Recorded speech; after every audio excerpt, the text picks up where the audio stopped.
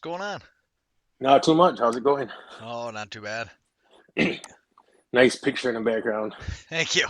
I actually just got off the phone with Paul, and Oh, did Paul, you? yeah, Paul was like, "Wait, you're talking to who?" And I told him, and he was like, "Oh man, you really he's like, "Tell him I said hello." He yeah, he loves you. So, Yeah, he just texted me and said, "Good luck." yeah. Yeah, so he wanted me to say hi, but I see he beat me to it. He's a great dude. Yeah, he is. So he actually told me his very first phone call when he was trying to set up the Yeti, or when he was deciding that he wanted to set up the Yeti, was to you. Yeah, it actually went to Nick Benjamin, and Nick got a hold of Paul, gave him my number, and called me and wanted to see if I wanted to come out and just help with the team. And then next thing you know, I'm playing. So it's all right though. That's awesome.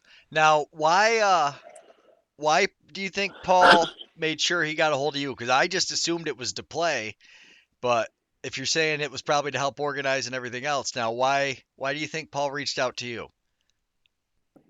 Well, because I've known Paul for 20 plus years. Because when I went to Herkimer, I played for Tri City, their summer league, Gotcha. and that's the first time I met all those people. So and he was one of the first ones I met. So we just developed a relationship from there. And then I disappeared for like 15, 16 years and then show back up this last year with the Yeti when he called me.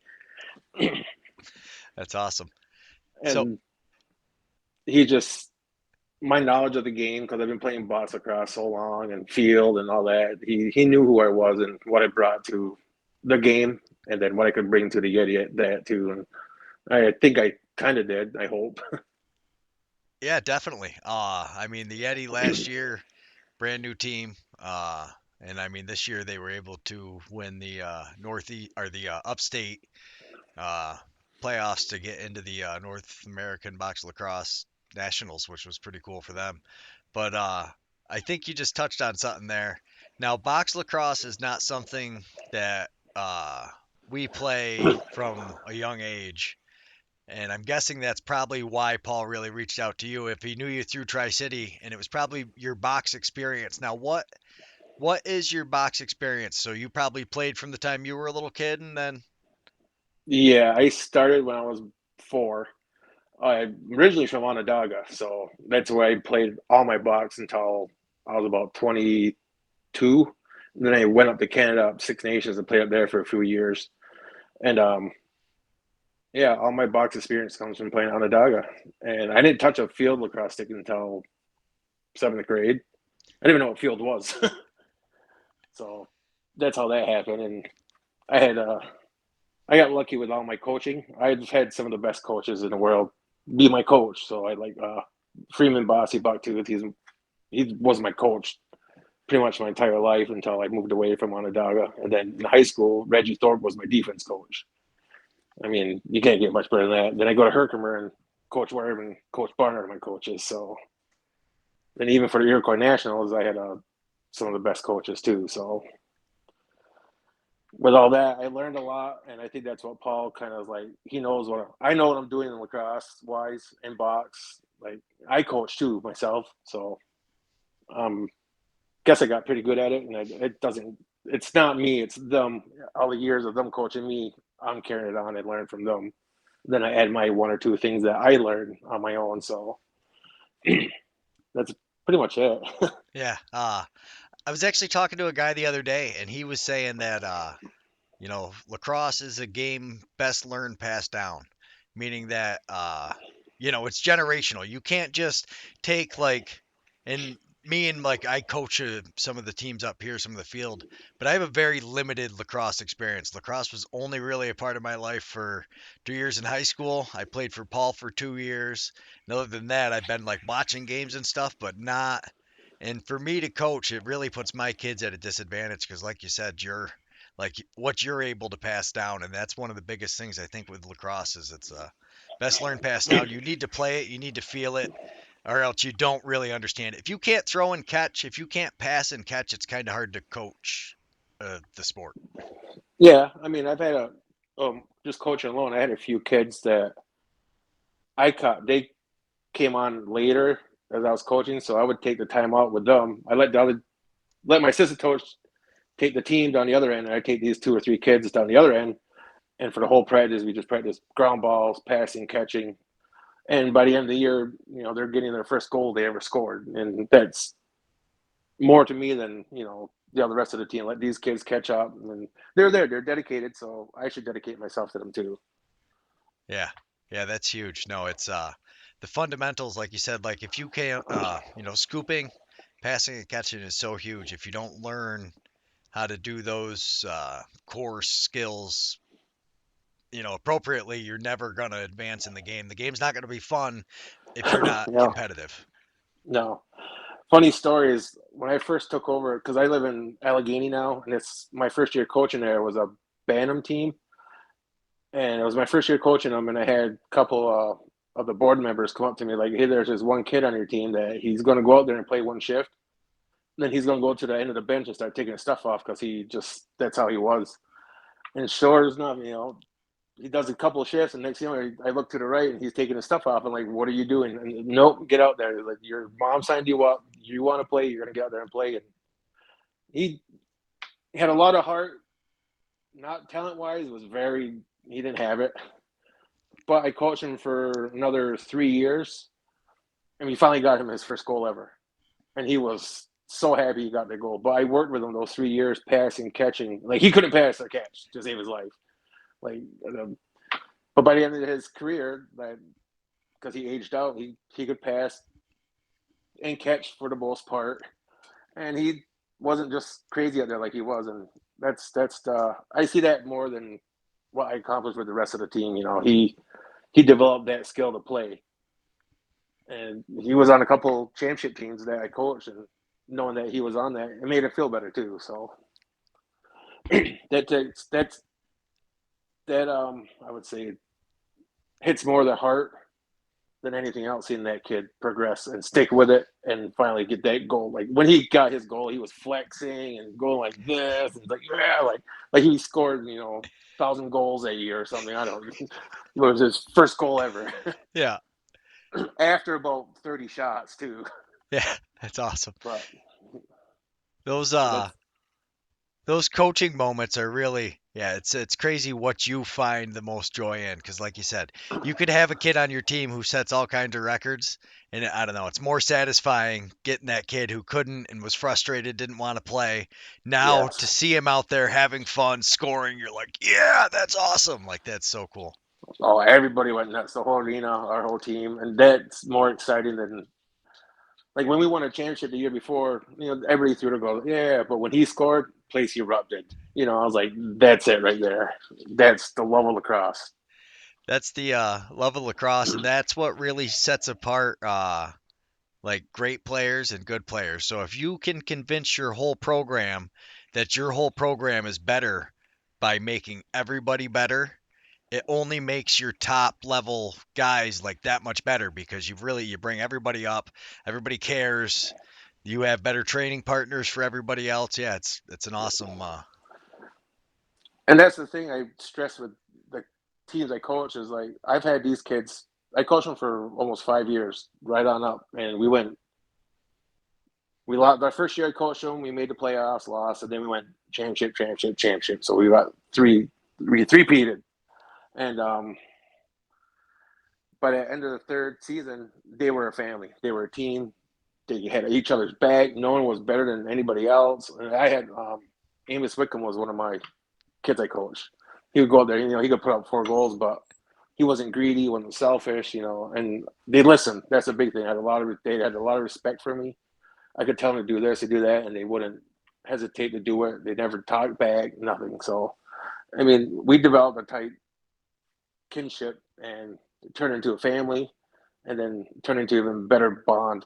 And now they're all old and off to college, and they still every time I see them, they talk, "Hey, we won all this. Oh, we did that." So it's something that stuck with them and it sticks with me. And then I retired from coaching for a couple of years. I was just because I was on the board. I was on the NAMLA board, and I was on the Allegheny Arrows board, and I was coaching. And then my boy played, so it was 7 days a week. It was lacrosse every night. Get out of work at 4:30, then come home, get our stuff, and we're at the arena until 11:30 at night. Come home. That was 7 days a week, and then on the weekends we're off traveling, playing games, and then finally I just kind of got. It's like I took a step back for 2 years, and then last year they came and asked me if I wanted to coach the midget team again, and I was like, yeah, I do. I can't.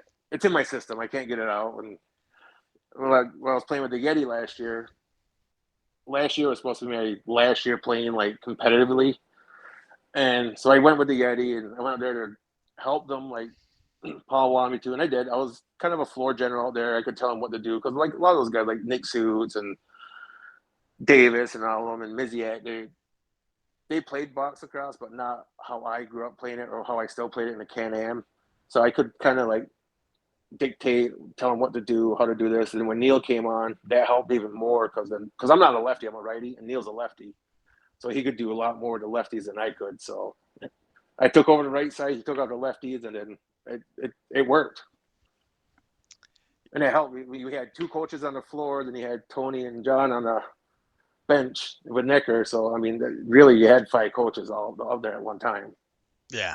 And that's like what I'm finding is coming in as an outsider this year, I really got to see you're starting to see a lot of athletes turning into lacrosse players out there. And it's like in bits and spurts, but it was really cool. And then you start to see some of these guys starting to make these teams in the PBLA and getting to play in Yeah. these new leagues.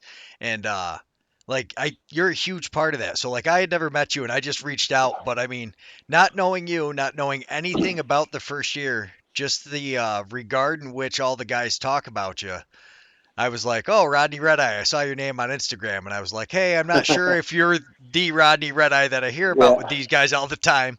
And you were like, "Yeah, that's me." And I was like, "Oh," and then I found this gem of a picture, which And I scored on that too, so that's it was awesome. a high stick, and I didn't even know I split open. I went back to the bench. I was like, "Oh, you're bleeding." I was like, "Am I?" I was like, "Whatever." And they got back in the bench. Like, "No, you gotta go get like something's wrong." I was like, "Oh, that is a lot of blood." I was like, "All right." And that was at Albany, so I That went like 3-4 in that game or something like that. that's in So they were the Hyenas at that time. yeah, they're the Hyenas at that time. Yeah, they're now the Collar City Kings. Yeah, and I actually ref one of their games this year. Did you?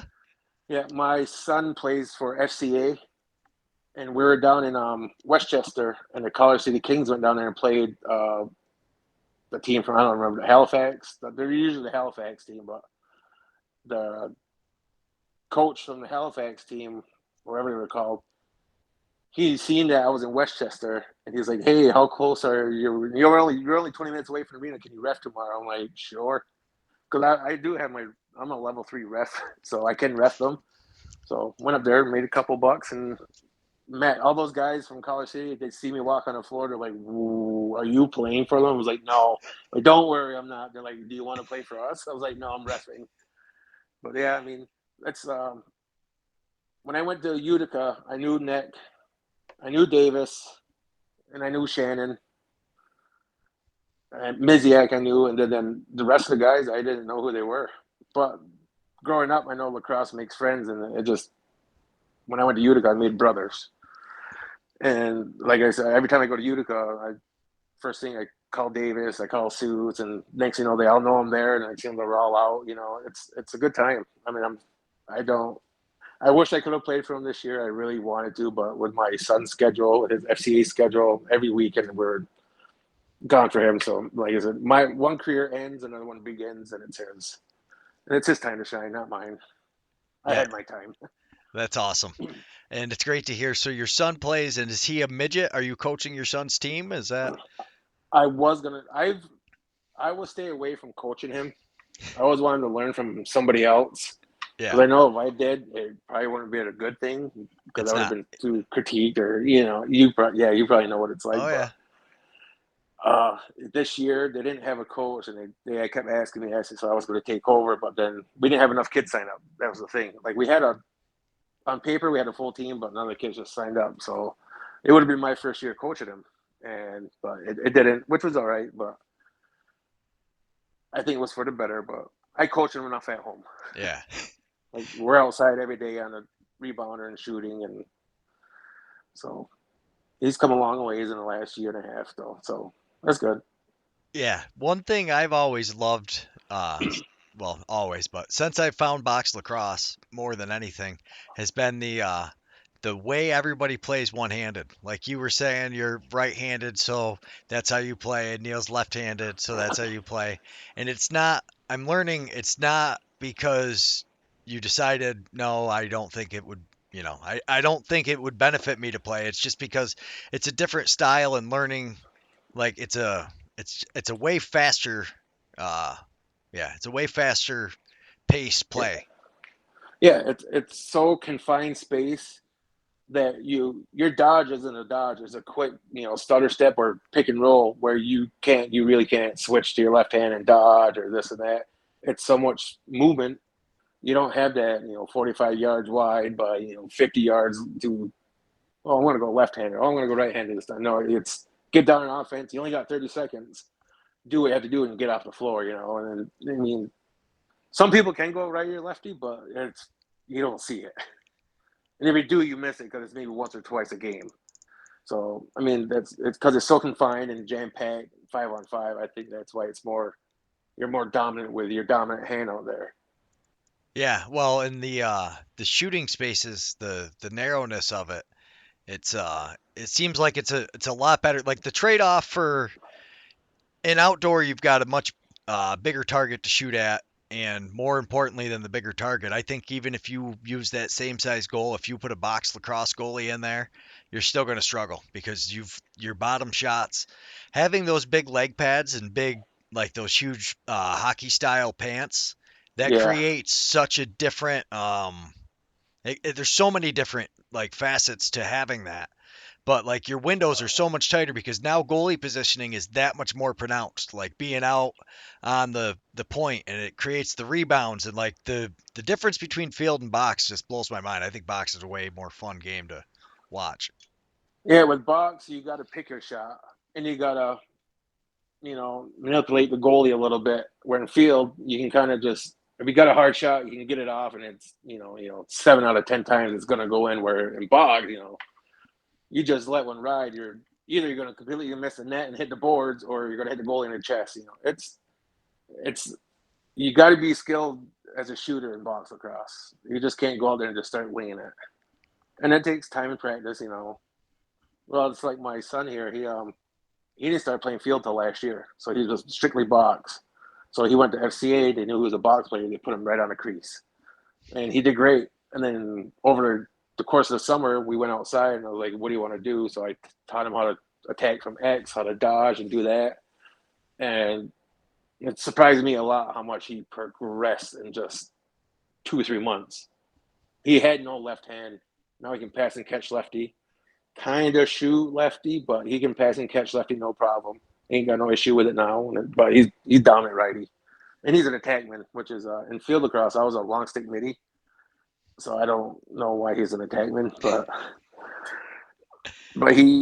his field game developed 100% in just a short few months. But he also went outside and practiced, Yeah. and that helps a lot. Nothing replaces time with the stick in your hand. I don't care how Yeah, good you think you are, nothing replaces like just putting in the work, like you said, hours and hours and hours. And that's the big thing I think you hinted on there is like his shot is not quite there, and that's where I think the box players really excel is in that shot placement. But you also see it more in the ball movement, the accuracy of playing that one-handed style, hitting those tight windows. I just got to interview Marshall Paulus actually right before me and oh you. really? Yeah, he what I didn't know anybody like I don't know anybody from box because I the Yeti are my only exposure. Then Paul got me hooked up Yeah, with Laxnai, so I was recording it and I filmed this I thought kid playing for the Basin Bombers. Basin. It's Marshall. Yeah, and I was like, oh wow, that's like you're the same. Oh wow, I'm sorry, bud. I did Yeah. yeah, I could yeah I No, could not he's believe. a very good shooter. He's very deceptive with his shots. Like he has a hard shot, Oh, but when he Marshall hits a hard Oh Palace, you're shot, a bad. he knows how to shoot. That's why he's yeah. playing pro. Yeah, he knows how to shoot. He's shooting from outside, but like he's proving. I had a guy ask me the other day who has the hardest shot, and I was like, I have no idea. And he said the guy's name, and I was like, yeah. He's like, I do you know who that is? I was like, no. He goes because he has 0 NLL goals. He's like, or even field lacrosse goals. He's like, he has some lacrosse field lacrosse goals. I don't know what his Yeah, points were, but he's like, how hard do you think Lyle Thompson shoots? And I was like, I have no clue how hard Lyle Thompson shoots. He's like, nor does anybody care how hard Lyle Thompson shoots. because they go in. He's deceptive. That's That's all it is.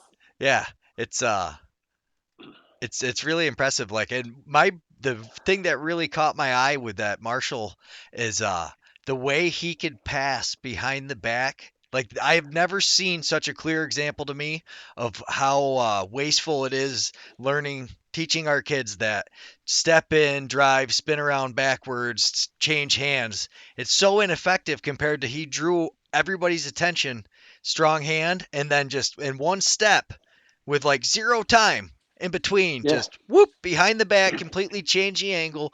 The defense had no time to react. And he did it like 3 or 4 times. One of them happened to score, so it made a sweet highlight, or two of them happened to score. But I mean, he beat the defense. It was easily, I bet you, throughout the game, 6, 7, 8, 10 times. But yeah. they weren't He's all good at goals. backhands. Yeah, He's good at backhands. He's very good at those. He's known for those backhands. yeah, that's crazy. It's it's And definitely he's still young too. yeah, yeah, that blew my mind that he seventh overall, and he's a young kid. Watching him out there, I cannot wait to see how he plays this year. I think he's going to. I think he grew a lot. He said he worked Yeah, he really did. hard on getting bigger too, and He watch. did. He got a lot bigger. He used to be very scrawny, Yeah, maybe 150 pounds with his pads on, and now I haven't seen it. You can tell he worked on being a better player, and it's going to show this year. I mean, it showed at Lax night. Like it looked like he was just nonchalant out there, like yeah, whatever. I'm playing lacrosse, and that's how it comes. yeah, yeah. It's yeah, like you said, just same thing with your son out there. It's just years and years of spending time with the stick in your hand. But that's something that's been a huge interest to me is the I've heard so many people say you can take a box player like your son and in one summer really turn him into a pretty good field player versus if you it takes a lot more than a year. And I think you're starting to see that with a lot of the Yeti, the grown men that are playing for them, is they're starting to get year two, like by the end of the second year, you're really starting to see them come on when they're healthy, and you're starting to see, and a lot of that credit goes to guys like you, Neil, Tony, for the floor generals out there. Yeah, our first year of the Yeti, it was a lot of run and gun. The first game or 2 games, and I kept yelling like, "Slow it down. We got 30 seconds. There's 3 periods. It's a long game." And our first game against Salt City Eels, I was like, a lot of these guys are, there's some of them are pro. Like a lot of them I know. I played against them. It's like this is a box lacrosse team. I was like, they're gonna come up there and hit you hard and keep hitting you. They're gonna get mad and try to retaliate, and they ain't gonna do nothing because they've been playing box lacrosse their whole life. Sure enough, game starts. We get the first goal, and everybody's yeah. We got the second goal, and then their knowledge of box lacrosse took over on our inexperienced box players, and it showed. Like we started getting penalties because they got hit, and it was a legal hit. It was a legal cross check. And next, we're man down, and their man up team. I had Brendan Bomberry, Corey Halftown, Leroy Halftown. They had a good man up team, and they torched us. I don't. There's no. You get somebody like that shooting, 2 or 3 times, and a man up, you're going to get one, and they got him. And that's I just kept telling the guys is like, slow down. Like when we get the ball, their whole offense is going to run off. Just jog it up, let us get on, and then the defense, will do a good change and we'll work the ball. And then it showed, like one guy will get the ball and try to dodge and run through the whole team and lose it. I'm like, no, you got to pass it around, go set these picks. This is the pick, do east, west, north, south, or, you got to keep moving and cutting, and it'll work. It'll work. 30 seconds doesn't seem long, but when you're out there, the ball moves fast, you move fast, and next thing you're getting a good shot or whatever. But by the end of the year, it showed like we went in overtime with the Eels. I mean, they had Go Abrams in the net. I mean, he's an NLL pro. I mean, and we definitely beat us by one. Um, and I watched a couple of games this year. It showed they matured a lot more from in just one year. they were slowing it down, taking their time, and that's where they progressed so much this year on that. Shannon wasn't a box goalie. Yeah. He was a backup to Kobe last year, and this year he's had the star put on him to shine in net, and he did a great job in just 1 year, and it helps. Every time he went somewhere, I seen on like Snapchat or Instagram or Facebook, he was in nets practicing, practicing, practicing, and it showed. He was a big part of them doing so well this year. Yeah, a lot of pieces like that. Guys gave so much credit to you guys and Colby Johnson, who's somebody I didn't get to meet, but Sully, when I talked to him, he said he was such a huge part between him and Crosby. He said he completely learned, he goes at first and Versace was picking was going to be a goalie, I guess, and then he decided not to. I didn't realize he was a goalie. I don't know if you watched any of the Eddie games, but Versace, or what did you think playing with Charlie? I'm going to talk to him tomorrow night, actually, but I love watching him. And now, like the smarter him and Leota get about, like you said, in snow, sometimes they go in and rip it, and sometimes they know to step back, drive a Yeah. shoulder and set a hit, and then turn around and look for a transition guy. And like the maturity was So really showing.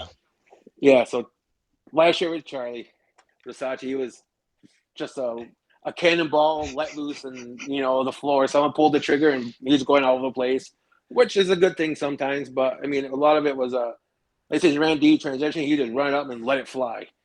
And our defense, our offense was coming on the floor, and now we got to run back. And but I noticed this year, him and Leo,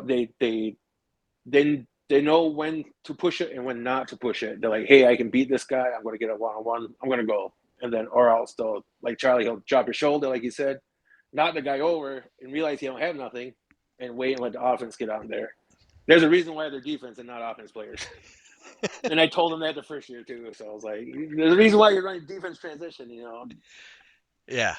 Yeah, no, I love that. And I think it really would have been a shame to have him playing goalie though, because I tell you, like I love watching him or Snow, or even when they do get a shift up front, or just on the when they get caught out, like you said, they'll go up there, but learning to maybe pull it out, and then you see one of those big guys set a pick, and that's like one of my favorites, just watching those guys completely like set a They spark cause and chaos. yeah, They completely cause chaos when they get an offensive end, and they're big. Like who wants to get a pick on that guy? I'm like, get away from me.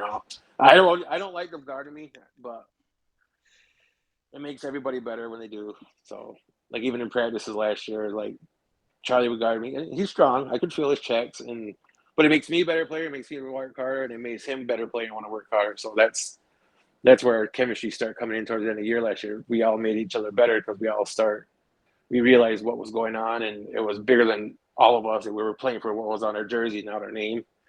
And like I said, when we lost to the Salt City Eels in that playoff game or championship game, I could see in everybody, all the players' faces, everybody, coaches, right on down, GM, it hurt. And that's what I actually like to see is like, oh, these guys are serious about this, and that I ain't gonna say it makes that loss a little bit better because it really don't, but for me, it made it feel better that they were dedicated and showed, like I said, the love for this game, and it transitioned into this year for them, and they improved 10 times. This year they're all around. They're a lot better team this year than I think than last year. yeah, I didn't get to watch much of it last year. I think it's a shame so much of this box lacrosse goes unfilmed because, and one thing I wanted to talk to you about is now you playing through youth. Um, I think that's something like that really needs to happen. Is like if you guys can get those kids on YouTube, people will start seeing the talent level because like it blows my mind. Like we see some of these kids that get recruited to some of these colleges, and a lot of it is I would hope grades, but I think a Yeah, lot of it more than anything is just that like a lack of people getting eyes on your players. I mean, I don't see anything else stopping it as far as just like, even if some of the kids go to some of these other schools, and that's one thing is I loved out there is the community college lacrosse program when I went in 2002. was stout. Like I realized my very first practice out there when I met Dave Sikosi, I was like, "Oh, I don't know shit about lacrosse." Like 30 seconds after meeting Dave, I was like, Yeah. "Oh, this is different." I was like, "Yeah, like he is a different level of player than I saw coming out of my high school. Like I never saw anything like it. I never saw anybody who could handle the ball like that until I went to college and played and was like, "Holy shit." Totally different. Yeah. So like with me growing up, I didn't play in the States till I was like 23. Yeah. So all my like growing up for in minors for Onondaga, we were always in Canada playing. Our junior B team was in the, we were the only American team in the junior B league when I was there. So we were playing every weekend. We were in Canada. You know, we're in Whitby, Peterborough, Scarborough, Akwesasne, Ganawage, you know, Nampini, Gloucester. Like we'd leave Friday, we get out of school Friday to go play all weekend. We'd be gone Friday, Saturday, come back late Sunday night, and you know go to school. That was my life, and I miss it like crazy. I wish I could go back and do that because it was so fun. But now that I see that box is starting to transition hard down into the States now, it's going to open up so much doors for the game itself and players, like you said, the younger generations. Because I know a lot of people from Rochester, and they have the Webster box, and now they're starting to get their kids involved. You know, they have pickup games every now and then. And Penn Yan has a box too, and now they're starting that. So it's starting to spread out.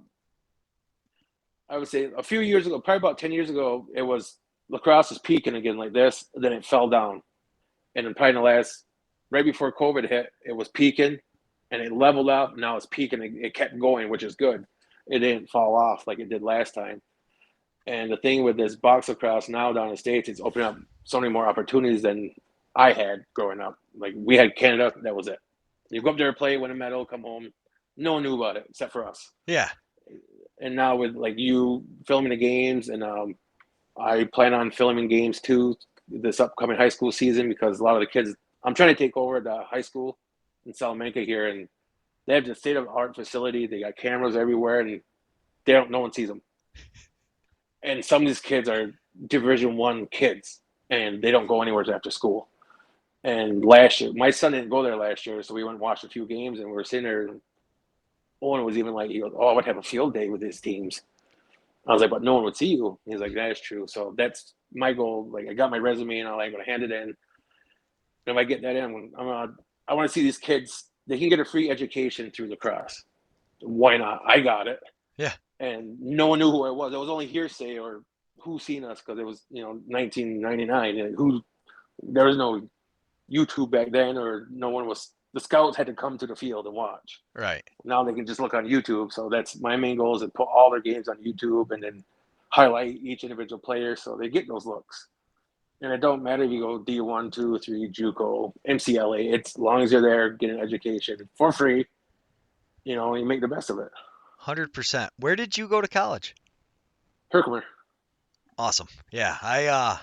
So that's right. But Herkimer was a very, when I went, Herkimer was an absolute like powerhouse. Like we got annihilated by Herkimer lacrosse. So I actually went late to Herkimer after I got out of high school. I worked a couple years and I went in 2000 and 2001. I went. So I So was there. I missed you by 2 years. I graduated high school in '02, so I was at MV Yeah. from '03 to, yeah, just missed you. No, 2001 to 2002 I was there because the next year in '03 they won a national championship. The 2 years I was there, we lost both in the national championship games. And we were stacked. But Nassau, we lost to Nassau and Essex, and they were both stacked too. So, I mean, it was basically two Division 1 teams playing each other when I played there. And but yeah, I went to Herkimer, and then I was supposed to go to Syracuse after, which I kind of almost did. And then Maryland was offering me a full ride, and I just ended up not going anywhere after.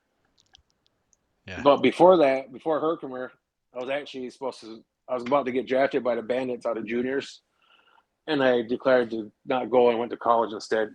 Well, my dad did. I didn't. I would have went pro, but but my dad said, "No, let's try college." Coach Warren called him up one day. We were working on a hot water tank, and I didn't know who Coach Warren was. And my dad hangs up the phone, and he's like, "Well, you're going to school tomorrow." I was like, "Where?" He's like, "Herkimer." I was like, where's that? And we're only, it's only an hour and a half down the road, and I had Yeah, no clue. And next day I was at Herkimer. No idea. that's It's crazy. funny how that, yeah.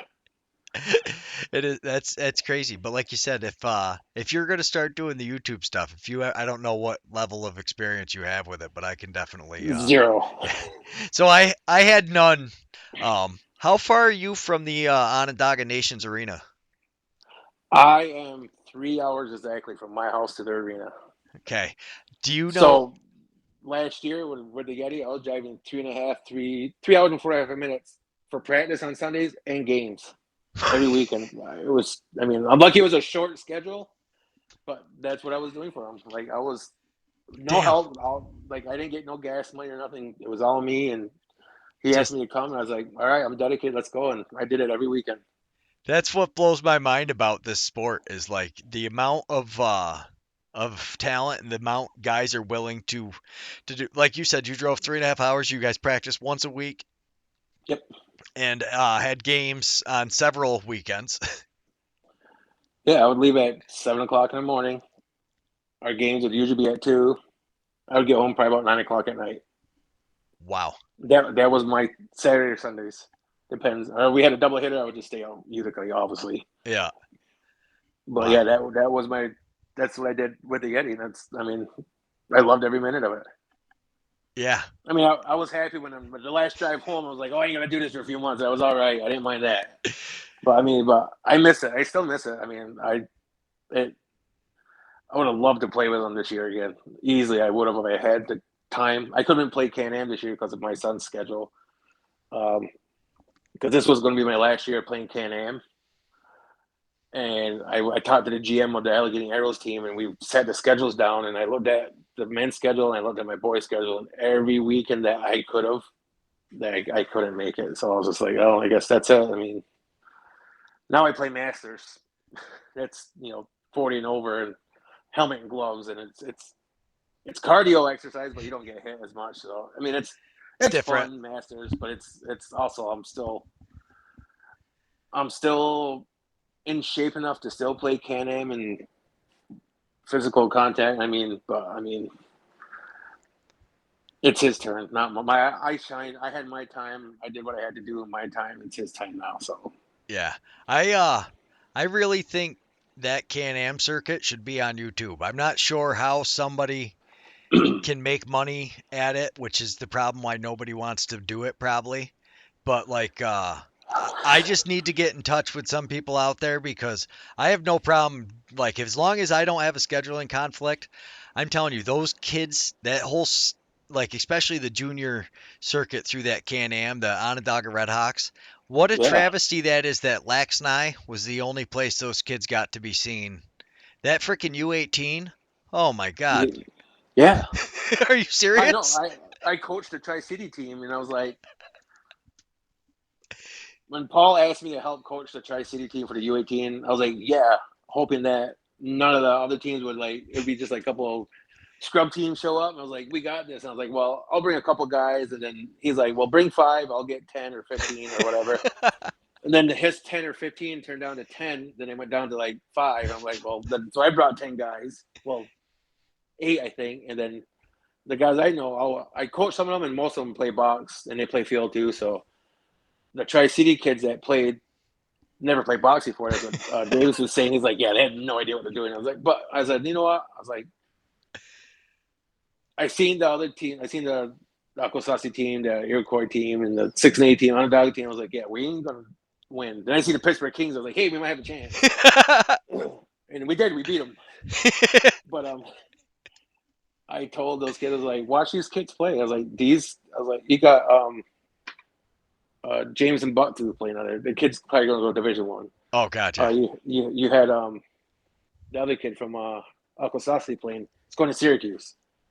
And there's a slew of other kids that are going to college, like D1 schools here and there. And I'm like, these are good players. Like, you're going to see these kids on TV and on a Saturday afternoon playing for whatever school they're playing for in They're going to probably about 2 years. Yeah. well, not just that. They're going to be kids someday like they people they'll tell their grandkids about it. Oh, I played against. They'll be coaching somewhere and be like, I played against Jameson Bucktooth in a lax night tournament.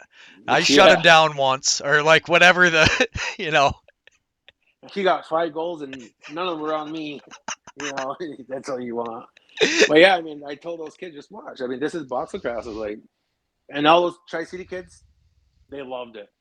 They fell in love with it. They want more of it. They're like, man, this was so fun. And like, we had a great time. And like, it's so fast and it's rough, but it's not. I'm like, yeah. I was like some of those kids that came down from Utica, they're like 6'4", and then they're 17 years old. 240 pounds and just as fast, if not faster, and keep up with everybody. But they had a good time, and that's I love promoting the game of lacrosse. Like I'll promote as much as I can to anywhere. Like when Paul told me you want to coach that team, I said yes. I didn't hesitate to say, oh, let me think about it. No, that's my problem. Is I have a hard time saying no when it comes to lacrosse. And the wife sometimes she looks at me like, you can say no. You don't have to do this or do that.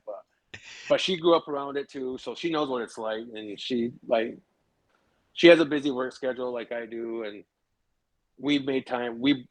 She missed one term this year of Owens, but she made every other one. Anytime there's something that has to go on with lacrosse with him, or even me, most of the time, she'll make sure she makes it, or at least attempts to make it. If she can't, change her schedule up at work or something. But she she might not like the idea of us playing all the time, but she loves it too, though. So she hides it a little bit better than I do. But that's it's not my biggest downfall, but it's hard for me to say no. Like I tried this year to go play for the Yeti. Like I was doing everything I could in my switching this. If I do this, I could do. I was like, "Are we taking him to this tournament?" She's like, "No, you're taking him." It's like, "Oh, but I want to go." She's like, "You're okay." She's like, "You're 42 now. You had a long career." I was like, "Yeah, I know." Like I said, I've been playing lacrosse for what, 39 years already. Even Yeah, if that's a long time. even if you take a year or two off, I mean, you still could get back into it. Neil's playing out there, and Neil, like I love watching the highlights. I cannot get over. Like I just yeah, it blows my mind because like I'll watch and I was watching that last night tournament, and no matter how the outcome of the Yeti game was, you knew how Neil Palace was going to play. He was going to Yeah, get a couple goals. It didn't matter what else, like, and he was going to make a couple of nice passes that you're going to look at the guy like you really should have finished that, and like you just, yeah, I think even if you take a couple years off with your son, get him through all this, they'd love to have you back there. he's a junior, so he's got 2 more years, and he's out of the house, and then I can do what I want again. Your But yeah, wife must be a saint though to allow you to drive 3.5 hours, one weekday on top of everything else. That's and then the tournaments. The weekday thing's always the hard sell because kids are running around. You got all kinds of stuff. Yeah. yeah, so before the Yeti, that because COVID shut down Can-Am, and I was still, I was still in shape, and I wanted to play, so I was going down to Philly like twice a month to play in these tournaments, and uh, Blaze Reardon played on a couple teams with him. He's like, "Why don't you just get an apartment down here?" He's like, "You're here so many times." I'm like, yeah, I had a few people say, "Just get an apartment down here." Then this past summer with Owen, we're right back down there again. Like he had 5 tournaments down there this year, and I'm like, then maybe we should just get a townhouse and rent it out the rest of the year until we got to come down. And she was like, "It probably wouldn't be a bad idea." I was like, but this year he's not playing FCA. We're going to try a new league, a new club called Rogue out of Finger Lakes. They're just closer. All his tournaments will be at Syracuse, Rochester, upstate. So there was a lot of traveling last year with him because we were, like I said, went to where did we go? New Jersey. No, we went to Delaware once, Wilmington, Westchester 3, Downtown twice, and then we were in Baltimore for a week with him. So it was a I'd had no weekends. It was all driving 5-6 hours, and it was expensive. It's all worth it though. Now that Like was field. yeah, that was for Owens Field this past summer. Yeah, it was just this past. It just his last. He did a showcase 2 weeks ago, and Utica College tried to drive him up there, and that was now he's done for this year for the next few months until high school starts. So, which is fine with me. Is he not playing box at all anymore then? No, this upcoming summer, I'm gonna take him up to St. Catharines to play box. That's a little bit closer drive for you guys. It's about an hour and a half, so it ain't too bad. But Manageable. they practice like Tuesday, Thursdays, or Wednesdays, and they have like Tuesday night games, Friday night games. So they play I think 20 game schedule. So he'll go back and forth with Rogue, and because he won't be if he makes a team, which he probably should, he won't be there. Every game they rotate the players through, so he'll be a healthy scratch here and there. I'll tell him it's like, oh, we can't make this. We're going to do this instead, because I know the coach up there, and he's okay with that. He's like, whatever the kid wants, So they got that's players. that's a juniors program. Junior B, yeah, Junior B. See, so I yeah, understand how the juniors program works just from hockey. I yeah, played a same thing.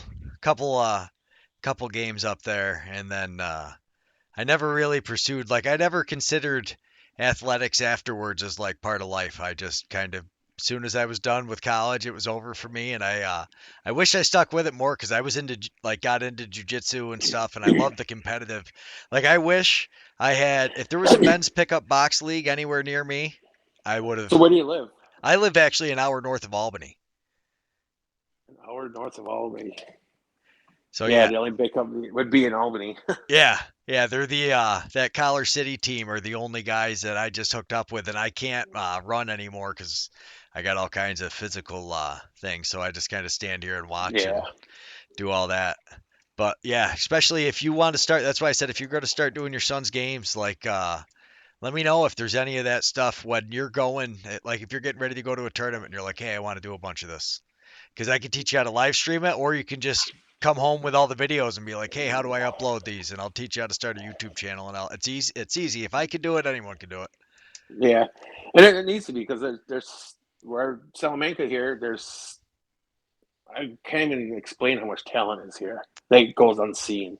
It's ridiculous. Like I said, there's just off the top of my head, there's 6 kids that should be playing, should have. They're juniors too. These 6 kids, there's no way they should not be seen. They're Division 1 players. Like they're gonna go to a Division 1 school and probably play their freshman year.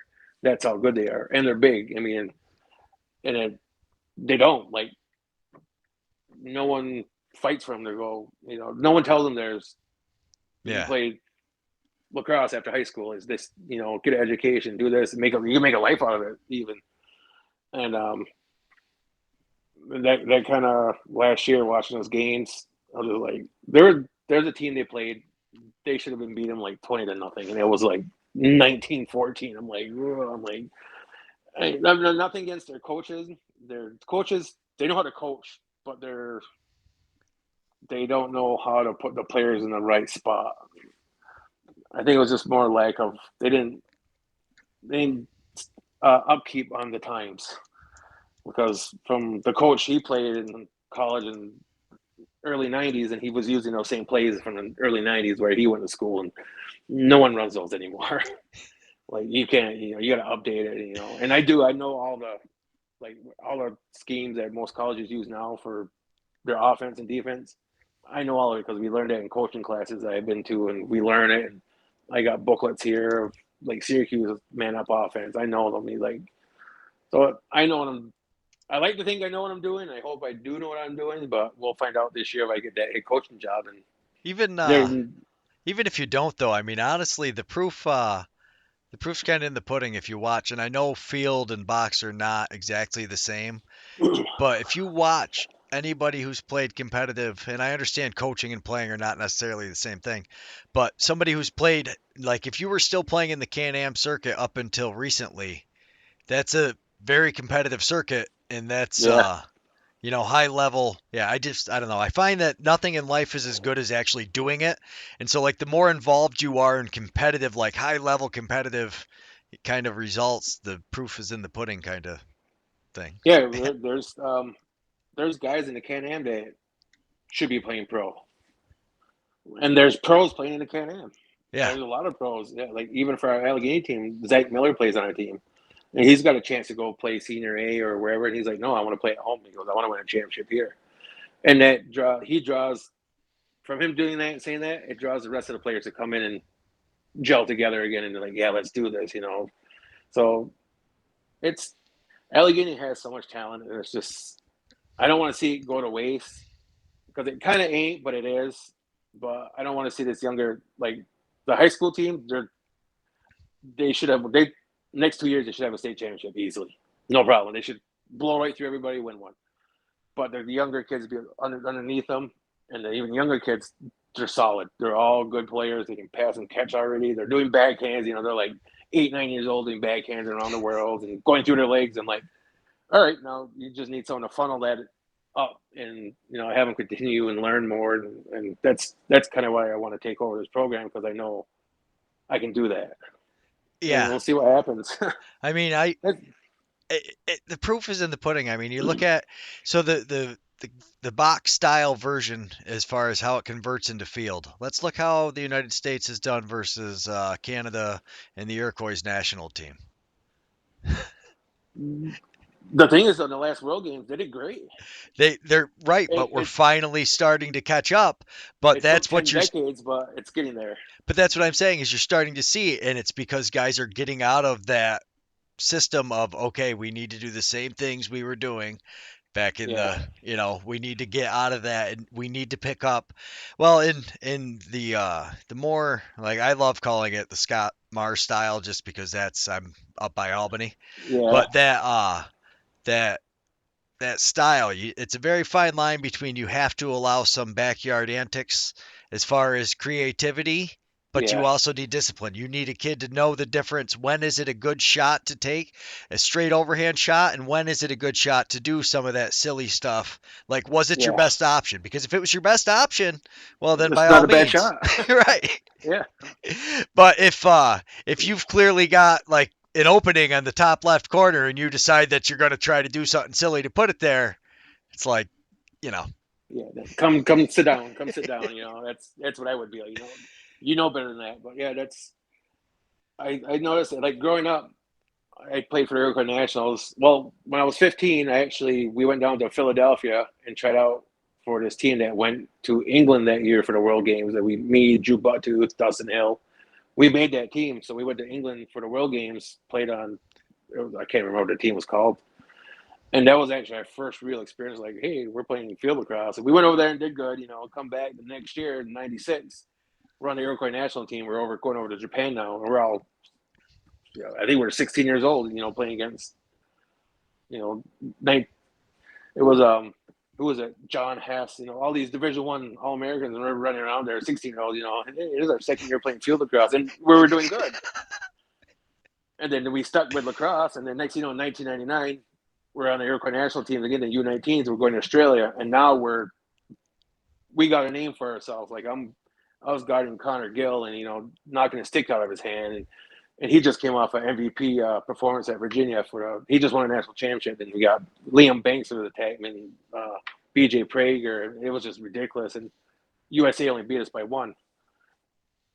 That showed that our box style was coming into play with the field style, and now the box style is catching up. The field style is catching up to the box style now. So it's just turning the page. They're catching up, and you've seen it with the World Indoor Championships in Langley a couple years ago. If you look at the USA roster, yeah, they're all Division 1 All Americans in field, but they all play pro too in the NLL. So they're learning. They picked up the game pretty fast. And I think the next World Games, I think USA is going to be kind of watch out. Them in Israel.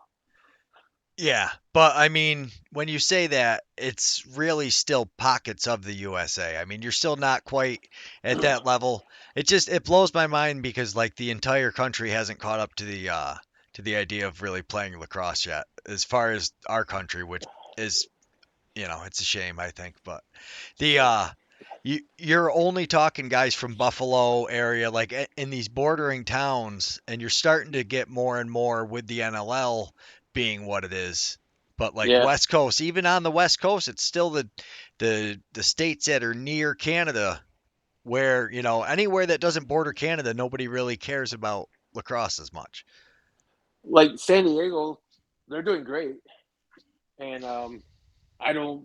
I mean, that's south in California, San Diego, and I'm like, how are they doing so?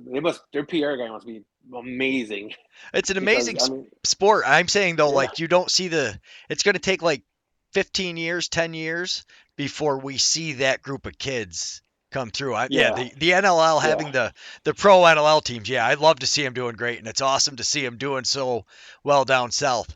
But outside of certain like pockets of the United States, I think it'll be really interesting to see 10, 15 years from now, how is this expansion playing out?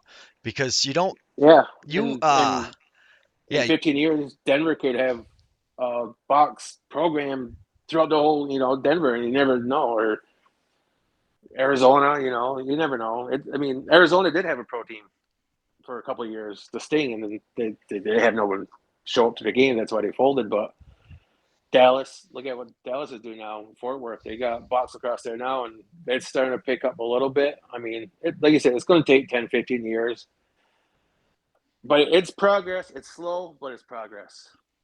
yeah, Well, like you said, you go up to Canada, you go to every town, there's a box somewhere, and they're all playing box lacrosse. I see your difference there. It's basketball, lacrosse. right, yeah. It would be yeah, it's a shame. It's because a lot of it is though the way they've got it set up.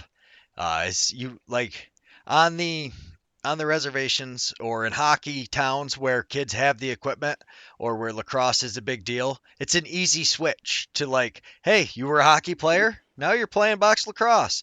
Yeah, we're going to have to get you a stick and maybe some different gloves, but when you're a little kid, that's pretty much all you need to. Yeah, it is. The transition is not hard. It's the game aspect is the hard part. I would say the lacrosse IQ, I would say, is probably the hardest part to overcome because skill wise, any kid can pick up a stick and just scoop it up like, hey, I like this, and start going. But once you start learning the game, then that's where it starts taking over. Which I would really like. Where I live, I'm an hour away from any type of lacrosse besides my home here in Allegheny. That's it. There's no like Salamanca High School has to travel an hour away to go play these other high school teams. There's no like local outside of Salamanca unless it's hour and a half away, which is I don't get it. Like how do these schools down here not like there's Allegheny Limestone that's 15, 20 minutes away from Salamanca, they don't have lacrosse. There's Jamestown's a half hour, they don't have lacrosse. It's just I don't get how they're not when it's all around us. That's the thing. There's Buffalo, Rochester, even Pittsburgh's starting now. Like there, I know a guy down there. He's running a box program down there for the kids, and it went from two teams. Now he's up to I think he's like 22 teams now. They just play each other, but it's expanding. Yeah. And I'm just like even Erie has lacrosse, but our little section of Western New York where we live, it's just us. Nobody around. I'm like, come on, we got to start doing something here. That's Or what like St. Bonaventure, it's his Division One team. That's the closest, and that's 20 minutes away from us. Yeah, yeah. so It's it's it's funny. it really is. And it's hard to believe like I'm, 2 hours away from central New York going the other way. And our high school just got a team 3 years ago. And See, and you're in Albany, you got Shaker and all that. yeah, There's tons of teams there. Like you're only an hour away, and like, how come we don't have lacrosse here? yeah. And what's But crazy is so when I was in high school, um our high school I grew up literally like our town borders the town I grew up in, and we had a team. I think it started in the mid 90s. So when I played, we only had a varsity, so I didn't get to start till 10th grade. And yeah, then played yeah, I think it was 10th grade. So I played 10th and 11th and 12th grade, and that was my only lacrosse experience. But now here we are 30 years later to this town is just getting one. And then but once you get north of Lake George, there's not yeah, another team until you get to Plattsburgh. Jeez, that's crazy. Like, why is there such a gap? Yeah, it's been a niche game for so long that so many people yeah, I think baseball was just crammed down everybody's throat so much that they're like, "Yay, baseball!" And I don't know. I don't know how you Well, can it's like watch a lacrosse game and watch a baseball game and ever want to watch another baseball game. so I think we were 13 years old. I was playing on a dog, and that year we all had all our players. We got together and we had this great notion to play baseball that summer. We'll try to play baseball, and our coach was like, whatever, I'll coach in baseball too. He goes, go ahead, try it. Let me know what you think. Halfway through our first game, we're like, yeah, this is the worst thing we ever did in our life. Like, because we're used to the fast pace up and down. We're 13. We've been playing for 10 years already. We're Yeah. used to that. We're standing there, oh, there was no action. That wasn't so. We never played baseball again after that. And our No. coach was like, see, I told you. Yeah. I It's mean, nothing that baseball is bad or anything. It's just, it wasn't for us because it's lacrosse. yeah, it's well, it was different, especially if you grew up in Onondaga. That's I mean, it's a different yeah, it's different there. Yeah, that's a no. It was a big no. Yeah. It's But we tried it. yeah, no, and I mean, I get that, but like so my first ever experience ever with real like Native American playing lacrosse was Paul brought us to see some of the Tri-City like guys, and like we got to meet like I was like, "Oh wow. This is yeah, no, we are like levels, not even on the same. They were doing stuff that I didn't think was possible with the stick, like a backhand pass. Like it just I had never seen anybody be able to throw it behind them Yeah. accurately, and to like now to have to try to comprehend playing defense against somebody who literally just showed me something I thought was impossible. It was yeah, very eye-opening, like a very humbling experience. Like I was like, I feel like I'm a pretty competent defensive person. To oh, all right, Okay. So I played for Tri City that summer league, 2002 and 2003. I think those are the 2 summers I played for them, and that's where I met everybody. I mean, because I was at Herkimer, and I had to do summer classes, and then I just I'm staying in Herkimer. I was like, yeah, whatever. I don't want to go home. I'm away from home. I'm only an hour and a half away if I want to go home. And Jason Semo was the one that said, hey, come to Whitesboro.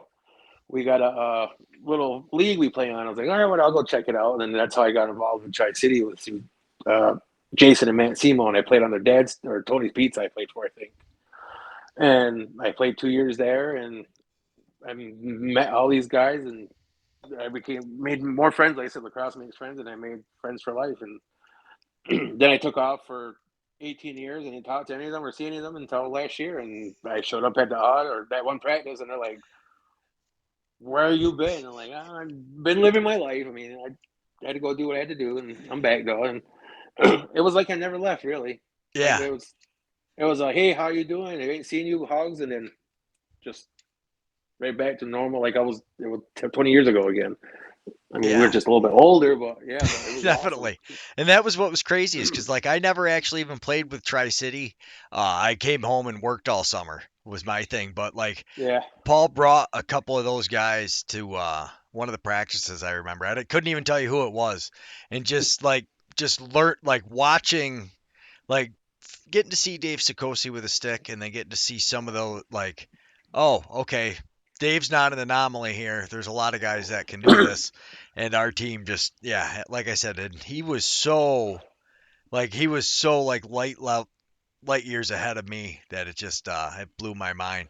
So you played for the Iroquois National team, and you just kind of keep brushing over this like this isn't a big deal that you played for the juniors and everything. What was that experience like getting to travel around and play lacrosse? It was an experience, I'll tell you that, because we went to Japan first, and I went to Australia twice. So Japan was '96, and we're so green. We didn't know what was going on, and we just went over there and played lacrosse. We had no idea, like, we didn't know it was internet. We know it was international, but we didn't know what it was really about. We just went over there, played lacrosse, had fun. So after '96, '99 was the next year. So '98, I was supposed to play on the men's team in Baltimore for the Iroquois Nationals, but if I played for them, because I was 18 at the time, I wouldn't have been able to play in the U19. So they said, no, you can't play. So I had to wait till the '99, and then when '99 came, that's when we were all established. Like me, Drew, Dalby Paulus, Roger Weiss, Kim Squire, Jeff Paulus. We're coming off, like, first team All American in high school, all counties. Like we were. Kimbo was in the NL playing for the Toronto Rock, so we were a good team. We had Jason Henhog. He was playing for the Rochester Nighthawks at the time, and our expectations weren't like too high, But when we start playing, we're like, hey, we can beat Team USA, we can take it to Canada, and we start gelling and coming together, and it turned into a great experience. First of all, we're in Australia, we're in Adelaide, Australia, for 2.5 weeks. You can't beat that. Then we get all new gear, helmet, gloves, cleats, jerseys, warm ups. That was really our first time getting stuff like that. Sticks. Oh, Brian's our sponsor. What kind of sticks do you want? How many do you need? And it was awesome. I mean, I can't. I wish every kid that plays lacrosse could go through that experience. And it was ridiculous. I ended up, me and Drew Buttu made the all world team that year, the 1999. I was the top defender, and he was the top attackman for that tournament. And like I said, my all world plaque, I'll look at it every now and then, and you see the names on there. I'm like, there's me and Drew Buttu, and then there's 9 other guys that were Division One All Americans at Hopkins or Princeton or UMass or Syracuse. I was like, yeah, we played against them, and we did better than them. I'm like, what the? And then in 2002, I went with the men's team this time, and that was in Perth, Australia. So I came back home. What would I do? 2002. Yeah, no, I came back. It was my first year at Herkimer. I came back to play a summer league game 2 weeks before we were leaving Australia, and I tore my ACL. So I was like, oh, I guess I ain't playing in the World Games in 2002 in Perth. The coach was like, no, we still want you to go and come on as an assistant defense coach. I was like, all right. So I still got to go. Oh, that's awesome. And that's kind of where I started noticing coaching, because I didn't really coach. I was just on the sideline, but Right. I was trying to help as much as I could. And that's where I started really watching the game a lot different. And I come back from that, and the next year is when I actually first started. It was like 2004 is when I first started coaching for the minors out on Adaga. I coached there for about 5 years, and I moved out here and started coaching out here in Allegheny. So I guess my ACL tear and me sitting out kind of focused me towards coaching than more than I thought. I thought it was blessing in disguise, that ACL tear, I guess. But yeah, I was kind of upset I couldn't play in that 2002 World Games, because I knew a lot of the USA guys. And I just wanted, like, Mikey Powell was on that team, and I couldn't wait to D him up and strip him a few times, or Casey or Ryan or any of them, because they knew who to, like me, Drew, like.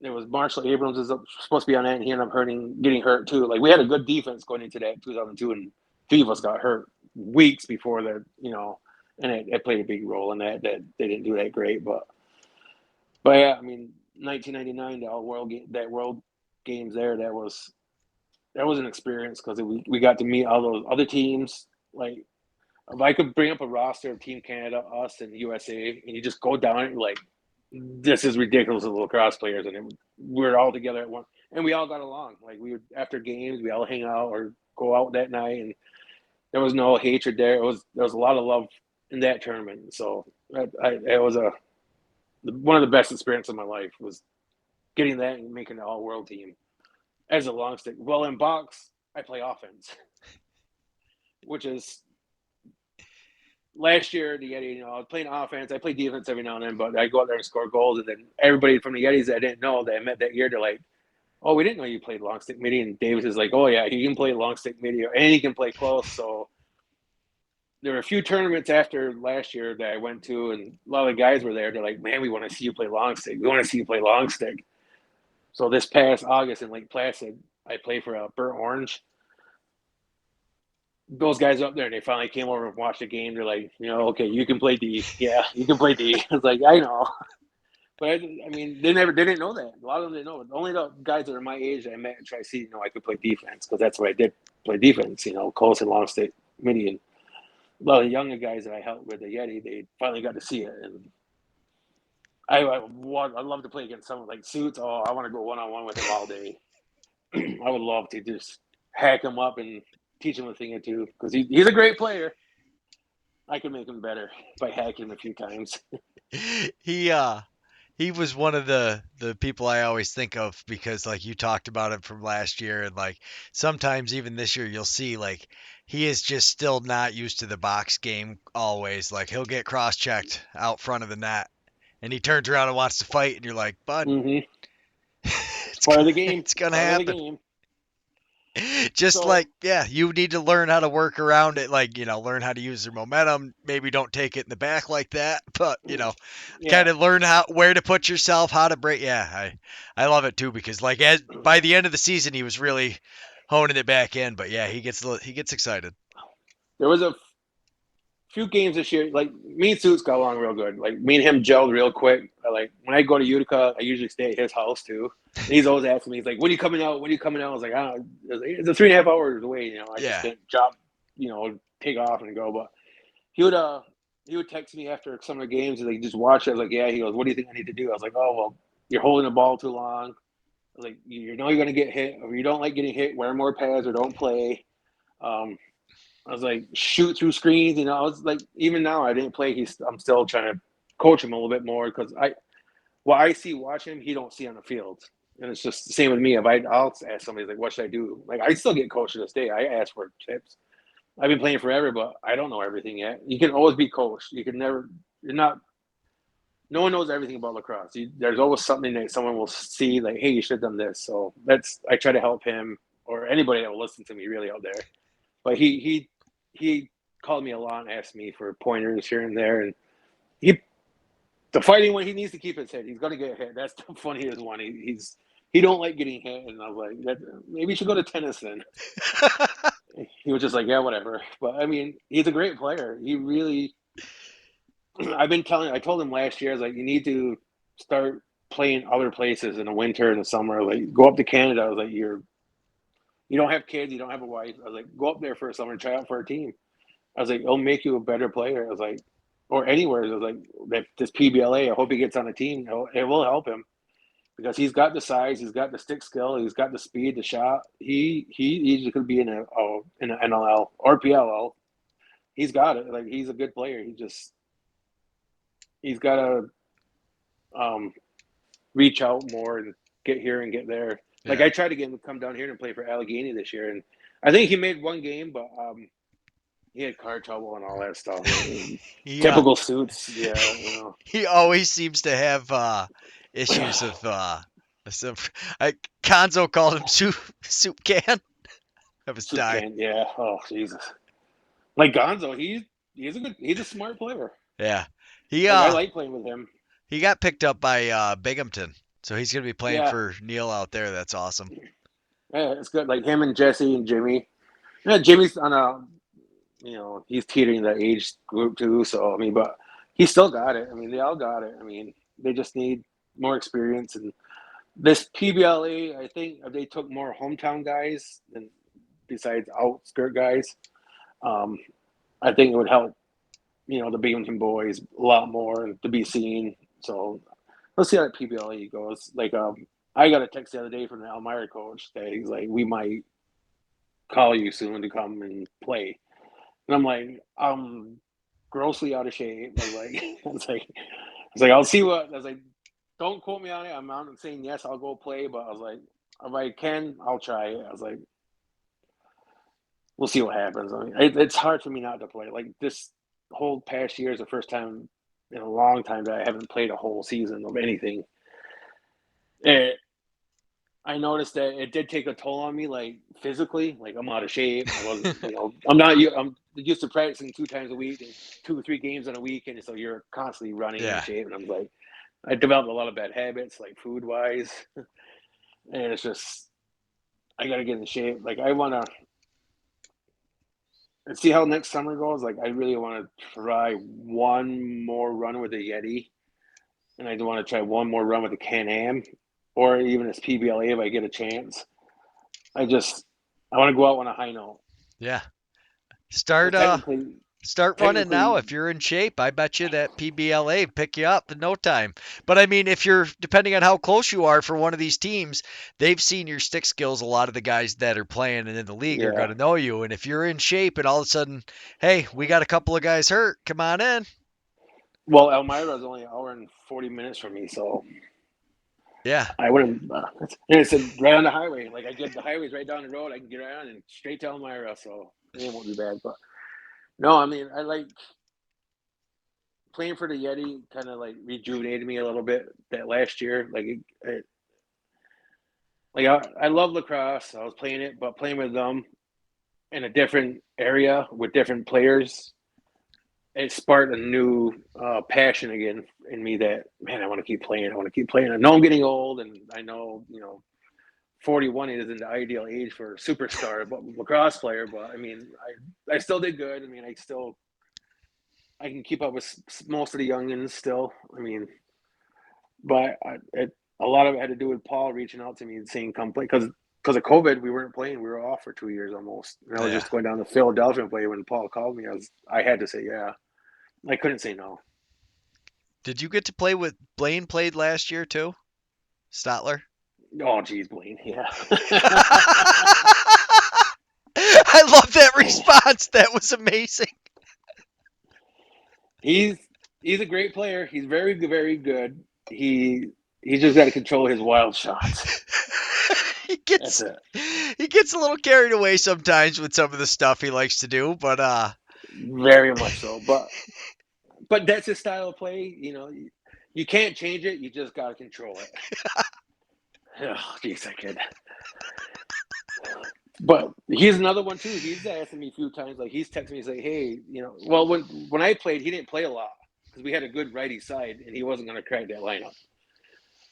Which I wish he did because it would have helped him this year. But even this year, after a few games, he text me and be like, "Hey, did you watch?" I was like, "Yeah. What do you think you should do?" So I'd give him a few pointers, like do this, do that.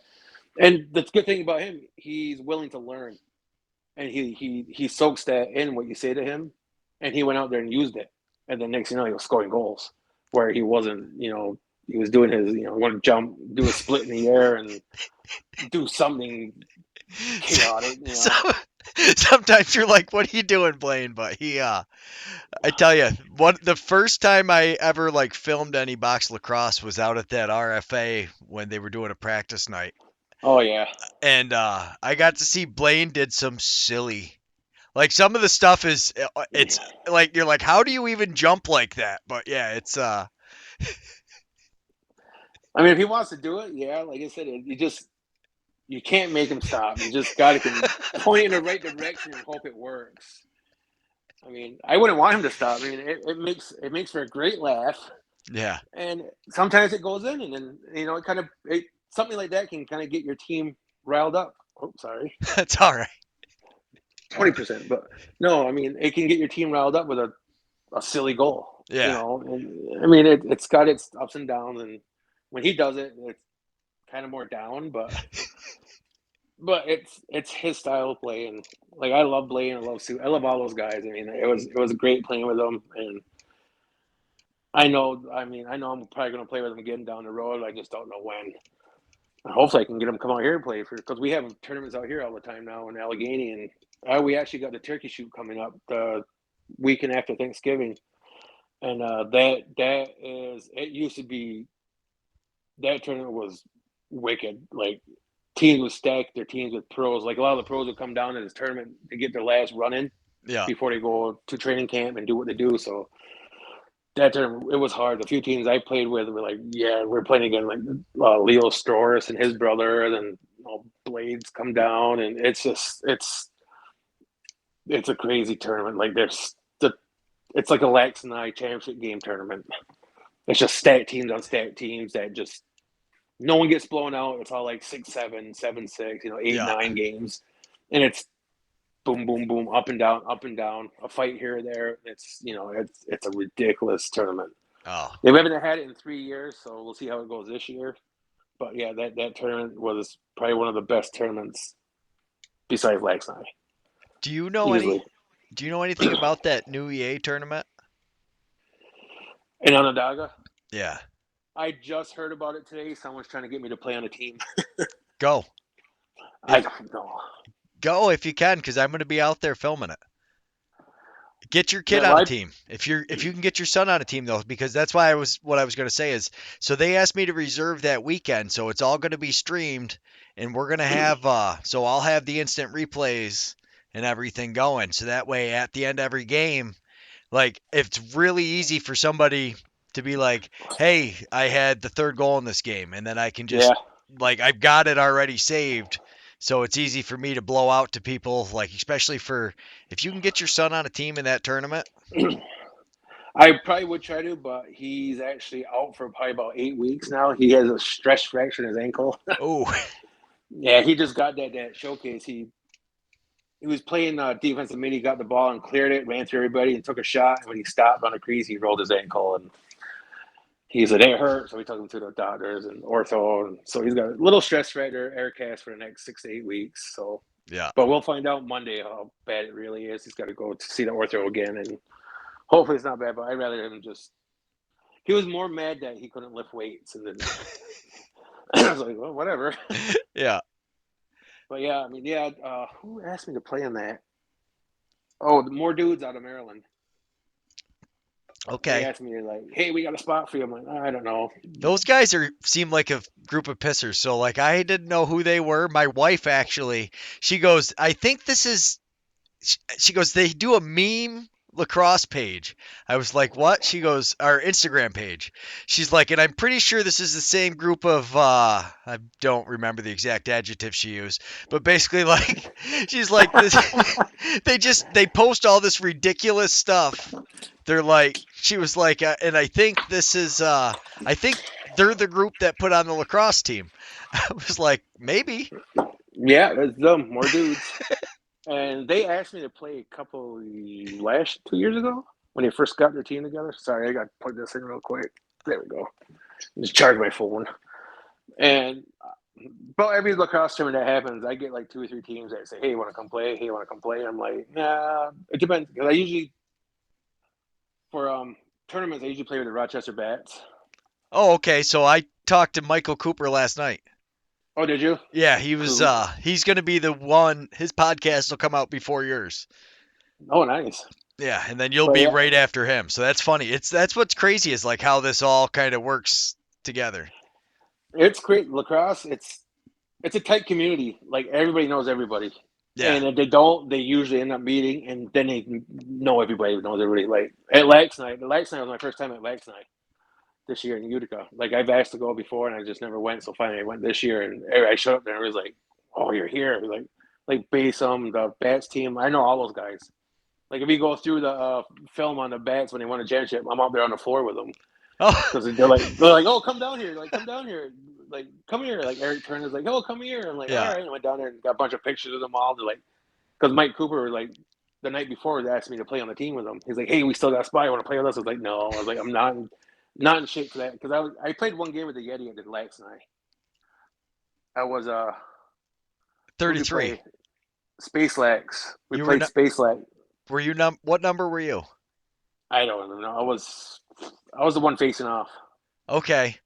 Yeah. So, yeah, I cuz and you had a couple of big plays there throughout the game. Not like huge where you scored goals, but I remember No. because I was literally just clipping through that game earlier today and I was trying to figure out who the hell you were.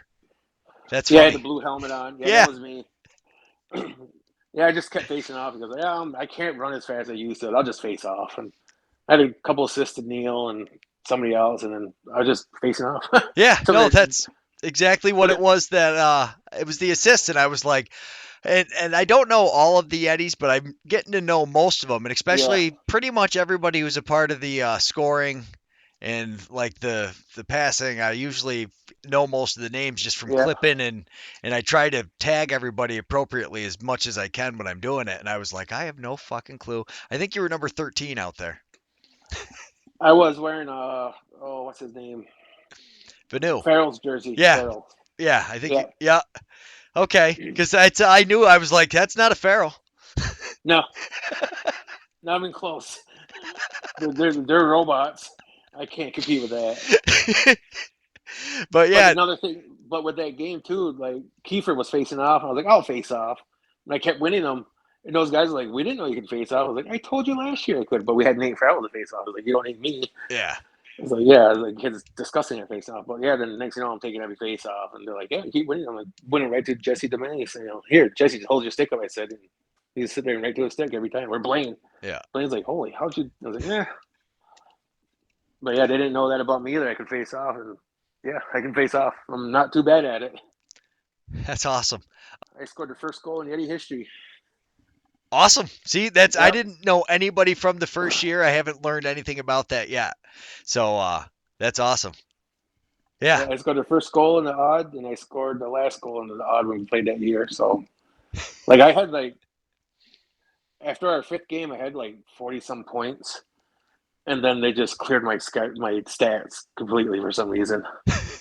I was like, okay, and I had 0-0-0 down the board. I was like, here I'm leading the whole IBLA league. No, the closest guy to me had 20 points behind me. I'm like, where'd all my stats go? And I asked Nick, I was like, why haven't my stats? He goes, I don't know. I'm It, like, oh man. but that being said, just because Paul doesn't know, I will say, and I love Paul, but that doesn't mean Paul wasn't the one who wiped him out somehow trying to update the Could be fucking good. stats. Oh, hopes. Yeah, it's He wouldn't even have realized he did it. He'd be like, I don't know no, what happened.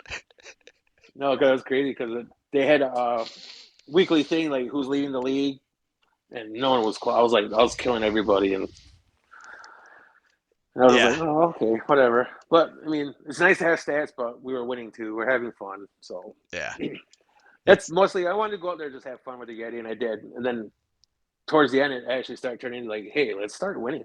Like it started to get competitive. Like it might for me, it did. Like I was out there just to have fun, and by the last two games, I was like, no, let's go win this. Like it's starting to get it's digging at me now. I was like, let's go, let's do yeah, this, boys. And like I said, we gave the Salt City Heels a run for the money, and like I said, they were all pros, and we had two that used to be, yeah. and I said, and a bunch of field guys. It was definitely an interesting. I hear. I wish we had filmed the games last year. From what I hear too, it sounds like there was a lot of different guys on both teams. Like it was two completely different. Like the Eels team was a lot different, and the Yeti team was a lot different. And I wish, I know there's some game footage there, but we ended up getting kind of sophisticated with some of it by the end of the year. It would have been cool to have like some Yeah, of the better. Yeah, yeah. So from the Eels when I played to this year, complete 180. Like like I said, they had tons of pros. Guys are going to pro this year on that team, and then we had us. That was me, Neil, Ty, Alex, Joe Dowdy, Kyler Johnson, and that was the only box experience that we had. All the rest were field players that played, here and there, some box, pickup box, but not real competitive. So, like I said before, that's why I told them like this game is going to be. You're not going to be used to this game. It's going to be fast. It's going to be very rough, and they're going to hit you, do everything, and they're going to run away. And when you hit them, that's what they want. So you got to soak it up, take it like a man, get back up, and put a goal in the net. That's how you beat them. And that first game of the Eels, it was it was a slap in the face to most of them. They're like, "No, this is box lacrosse." I was like, "You go to Can-Am now. Can-Am's different from what we just played with the Eels." And they're like, "What do you mean?" It's like it's way more rougher, a lot more faster. And they're like, "What do you mean?" They're like, I was like, "There's more pros that can do more damage than just what the Salt City Eels have, like 6 or 7." I was like, "You go to Can-Am, every team has 6 or 7. yeah, Like you're playing against pros and goalies, like." But I mean, that's the experience they needed. They needed that first game to get slapped around a little bit. This is lacrosse. Welcome to our world, and they learned from it. We bounced back instantly from it, and it showed. Except for Suits, he still gets mad. Well, I think a lot of Suits' problem was is he was finally starting to really feel himself in the first couple games, and then he Hmm. kind of got injured and was just letting that frustration instead of keeping his head about him. Yeah, Yeah, it got the best of him. yeah, But like I said, I mean, he's all of them are great players. yeah, And once then you got to figure this is their second year basically playing organized box lacrosse. yeah. It's You, amazing. you they learned a lot, but there's still so much more to learn. So it's they're learning faster than I thought they would. I will say that, Yeah, and it helps. It helps with Paul too. It starts with him. He's got they respect him so much. They listen to him so much that, and he's so knowledgeable about the game of lacrosse. Like he's seen his box. He knows what's going on, and they listen to him. And same with Tony. He's been there, done that. They listen to him. Like you can't question those two. They lived it. They still live it. They know it. Even me, I never question them either. I listen, like, hey, do this. All right, let's go do it then. yeah, That's what you do. yeah. No, and they unfortunately, we got to get wrapping up here, but Yeah. they hold you in very high regard. Like I said, as soon as I saw the name on Instagram, they talk enough about you that I just saw the name and I said, it's worth for me to reach out to this guy just to see if he'll talk to me for a couple minutes because yeah, all the players there, Bob, Paul, um, like yeah, everybody talks great. Speaks wonderful things about you. I didn't know you were such an accomplished world lacrosse player, and I've never. Nobody does. I'm constantly like yeah caught off guard with these people like I get to talk to like you getting to play, and it just blows my mind. Like you said, like you have been all over, and that's so amazing. And then you get to play with the Yeti, and then I get to meet you, and yeah, Yeah. this has been awesome. I keep a lot of that on the down low. I don't tell anybody. I'm an All No, American. I was the first kid. I was Defensive Player of the Year. I don't say that. I no, don't. I mean, No, I know, and that's what's so hard to find information about, guys like you.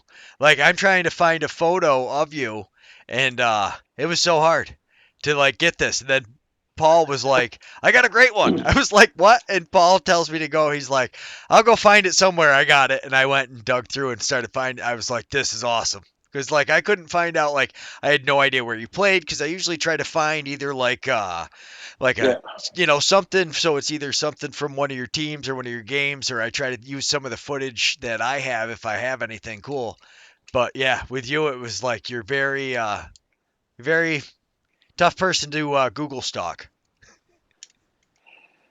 yeah. My Google's kind of sad right now. I It's haven't done much in the last few years, but yeah, it's modest. I wouldn't say sad. yeah, It's modest, but I'm really looking forward to we're probably going to start that up next week and it's going to be we'll just basically find a night of the week every week that will work for us and then we'll get on one of these Google Meets and we'll all sit here and bullshit and that way nobody has to drive. Um yeah. I'm good with driving. Yeah, no, I'd love to sit there and bullshit about lacrosse all day. I love it. I love lacrosse. I bleed it. Everything. Like, if you look in my living room, there's a wall just it's all lacrosse sticks. that's Just I mean, there's probably like 60 some lacrosse sticks sitting on my fireplace mantle right now. Bunch of woodies hanging on there. It's everywhere around here.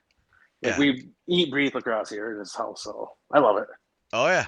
No, I'm the same way and I just happen to have found a little bit of time to get back into it. I forgot how much I loved it. I wish I knew what box lacrosse was before my body was broken. I would have. Hopefully, my back gets healed up here, and maybe I'll be running before too long. So Hey, you're always welcome. Come play Masters with us. There's not a lot of running in there. There's a that guy that plays. He's what the hell is he? 84.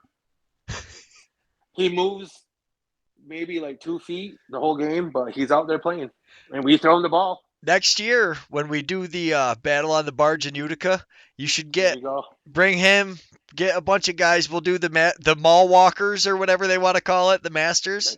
Yep. That would be a good time because I would love to go out there with helmets and gloves on and play with a bunch of guys like that where we could just throw around. Maybe a couple guys can still kind of trot a little bit, but yeah, it'd be a good Oh, time. his name's Gil Stout. If I said, "Hey, want to go play lacrosse this weekend?" He'd be like, "I'll be there." Like he'll drive us up. Like he loves lacrosse. I mean, he's like I said, 80. I think he's 82. Yeah, And he's been playing since he was 3 too. So he's got to love it. Yeah, yeah, can't stop. yeah, that's awesome. Well, thank you so much for your time. I really No, appreciate it. thank you too. All right, and we'll be in touch. And if you, like I said, if you ever like, hey, I got a game this weekend I want to stream, I can either try to talk you through it or you can just record it and then I'll walk you through uploading that stuff afterwards. Sounds awesome. All right, talk to you later.